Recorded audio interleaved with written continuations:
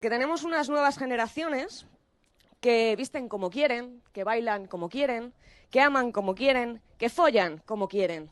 Estamos llegando a donde antes no llegábamos. Tenemos las calles, tenemos las noches, tenemos las discotecas, tenemos a Bad Bunny diciendo que ya nos dejen perrear solas, por favor. Ha supuesto un avance para este país, pero ¿realmente creemos que toda esa nueva generación de leyes feministas hubieran salido adelante sin el empeño de Irene Montero, del Ministerio de Igualdad y de Podemos? ¿Realmente lo creemos?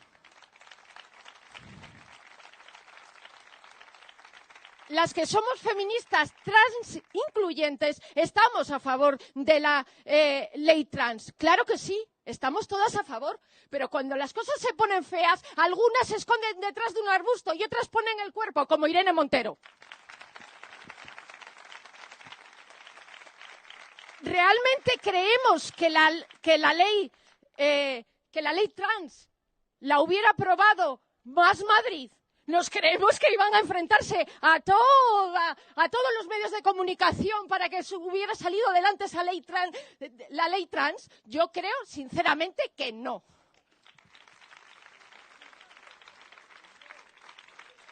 Por eso es necesario que Podemos, Izquierda Unida y Alianza Verde estén en el Ayuntamiento de Madrid, porque a nosotras no nos tiemblan las piernas y, desde luego, no nos dejamos presionar por las portadas de los periódicos.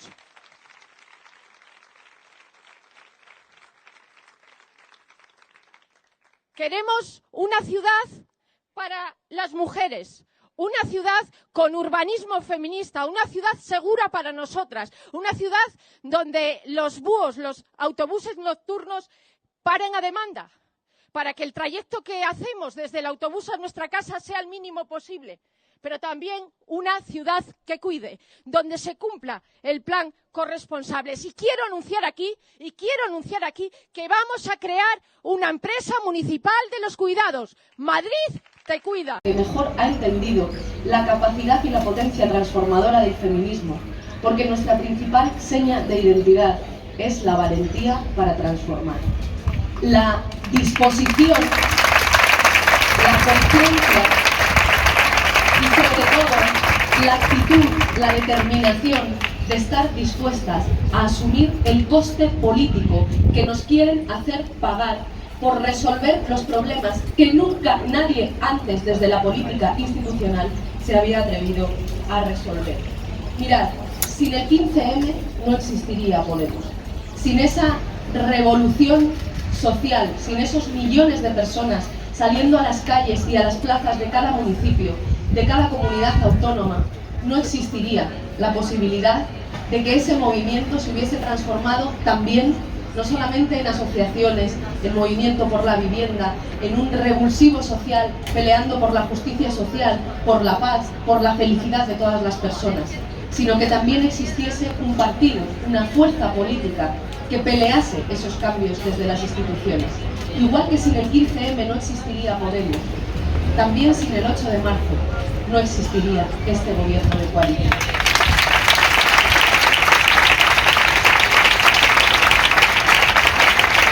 Y es muy importante que en este año electoral no nos olvidemos de por qué estamos aquí.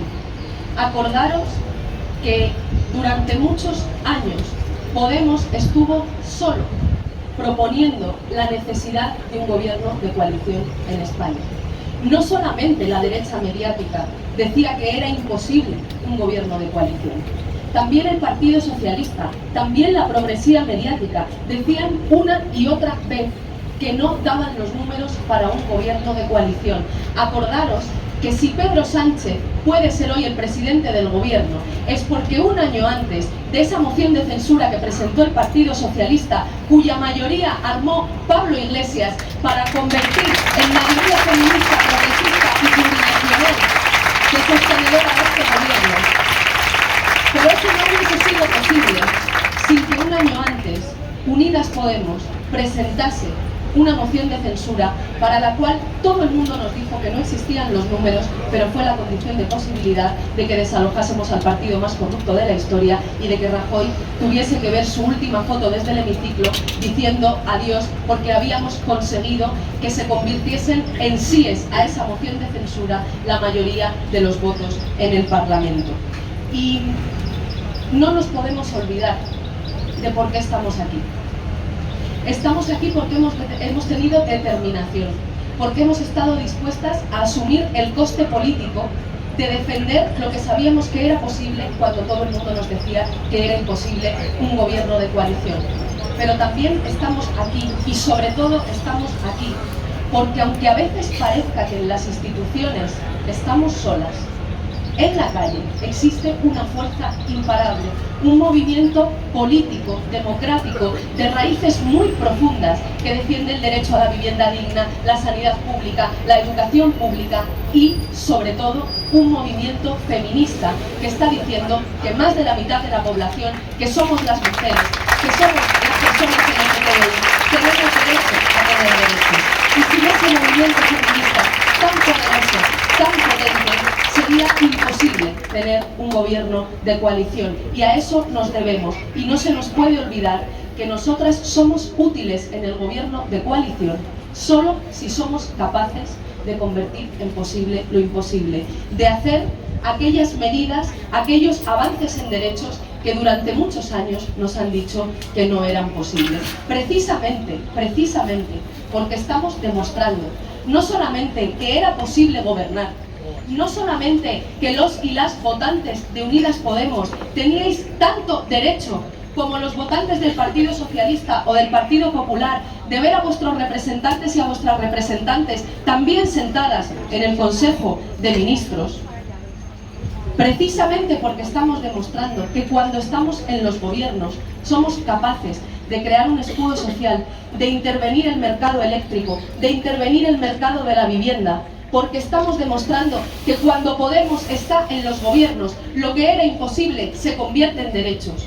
Precisamente por eso, el feminismo sigue siendo el principal punto de ataque de la derecha y de la extrema derecha, y sigue enfrentando enormes resistencias. Y lo hemos visto en esta legislatura con muchas medidas. Acordaros de lo que significó el impuesto a las grandes fortunas. La primera vez que se propuso un impuesto a las grandes fortunas y un impuesto a la banca, lo propuso Podemos. Y no conseguimos la mayoría en el Parlamento para llevarlo a cabo. También el Partido Socialista votó en contra. Pero nosotras no dejamos de defender esa medida. Y hoy está en el Boletín Oficial del Estado. Y honestamente, hemos conseguido que llegue al Boletín Oficial del Estado, pero nos hemos quedado cortas. Porque hoy habéis visto cómo las grandes entidades bancarias, incluso después de pagar un poquito de lo que les corresponde para aportar al bien común, siguen teniendo enormes beneficios extraordinarios, insoportables para una mayoría social que está teniendo enormes problemas para pagar sus hipotecas y que está teniendo enormes problemas para acceder a un derecho fundamental como es la vivienda. Por eso Podemos necesita más fuerza, compañeras. Cuanta más fuerza tenga Podemos, más ambiciosas, más valientes y más justas serán las medidas que consigamos hacer llegar al Boletín Oficial del Estado y que consigamos convertir en políticas públicas en cada municipio y en cada comunidad autónoma. Y lo hemos visto también con la cuestión y con el derecho a la vivienda. Yone Belarra ha peleado durante más de 2 años para que esta ley pueda salir adelante, para convencer al Partido Socialista de que tenía que escuchar a la mayoría plurinacional y progresista y que esa ley tenía que ser una ley ambiciosa. Y aún así, ahora esa ley, que se va a convertir también en un derecho que va a llegar al Boletín Oficial del Estado, nos encontramos con una presidenta de la Comunidad de Madrid, la señora Díaz Ayuso, que dice con claridad que no va a aplicar la ley, que la democracia le importa un pimiento, que la democracia le importa un bledo, que no respetan las mayorías progresistas, feministas, plurinacionales que la ciudadanía está votando. Ellos están dispuestos a saltarse la ley allá donde gobiernen. Pero ¿qué es la libertad, señora Ayuso? ¿Qué es la libertad si no te puedes pagar un hogar, un sitio donde vivir.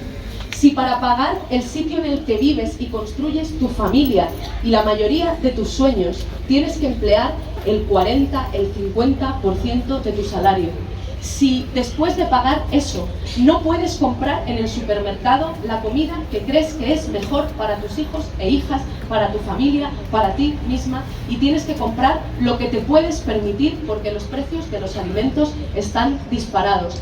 Compañeras, necesitamos que sea Alejandra Jacinto y no Isabel Díaz Ayuso, la próxima presidenta de la Comunidad de Madrid, porque Alejandra es la única que no solamente promete.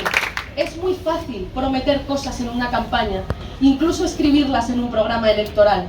Pero la única que cuando ha tenido que enfrentarse a una entidad financiera o levantarse a las 2 de la mañana para acudir a la casa de una persona que iba a ser desahuciada antes de que la policía cercase la vivienda, la única que ha hecho eso cuando lo tenía que hacer, de todas las candidatas que se presentan en la Comunidad de Madrid, se llama Alejandra Jacinto.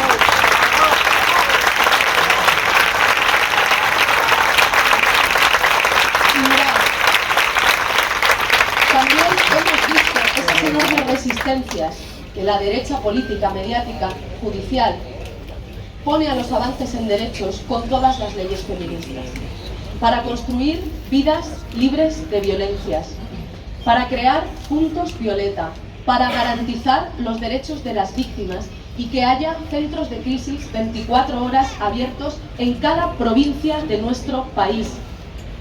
Se han dado mucha prisa en retroceder en derechos en la parte penal, el Partido Popular con el Partido Socialista, ante una ofensiva inasumible, inaceptable por parte de esa derecha judicial, mediática y política contra la ley solo sí es sí. Se han dado mucha prisa en retroceder en derechos en la parte penal, pero no tienen la misma prisa para construir esos centros de crisis que tienen que estar en funcionamiento a finales de este año y que haya una psicóloga especializada, asesoramiento jurídico gratuito, una trabajadora social en cada provincia, 24 horas al día, 365 días al año, para que todas las víctimas tengan sus derechos garantizados. Necesitamos a Podemos fuerte en cada municipio y en cada comunidad autónoma, porque Podemos es la única fuerza política que va a darse prisa para garantizar todos los derechos de las víctimas de violencias sexuales. Y también, compañeras, para garantizar el aborto seguro y en la sanidad pública como referencia, y que todas las mujeres puedan acudir al centro hospitalario más cercano a su domicilio si quieren interrumpir su embarazo. Necesitamos que Podemos esté fuerte en las comunidades autónomas, en los ayuntamientos, para que esa ley que ya está en el boletín oficial del Estado, a pesar de las resistencias que también ha enfrentado y de la enorme ofensiva de la derecha y de la extrema derecha contra los avances en derechos sexuales y reproductivos, su enorme oposición a la educación sexual obligatoria, que es el único mecanismo, y lo sabéis bien, compañeras, especialmente las más mayores, que la educación es la única forma de prevenir las violencias, educar para prevenir las violencias, para saber identificarlas, para saber pedir ayuda, educación para saber que no tienes por qué vivir en un armario, educación para aprender sí sobre el consentimiento, educación para aprender, educación sexual para aprender a ejercer tu libertad sobre tu cuerpo, para aprender a identificar esas violencias sexuales. La única fuerza política que va a tener valentía para establecer esos registros que marca la ley de objetores de conciencia, para garantizar que hay personal sanitario disponible en todos los hospitales que pueda practicar interrupciones voluntarias del embarazo, y que ese personal sanitario no quede estigmatizado, y que ese personal sanitario puede también cumplir con otras funciones en su puesto de trabajo. Es Unidas Podemos, compañeras. Por eso necesitamos. Y también, con esta enorme emergencia de conciliación y de cuidados que tenemos, vosotras lo sabéis muy bien, cuántos meses se puede llegar a retrasar una cita médica.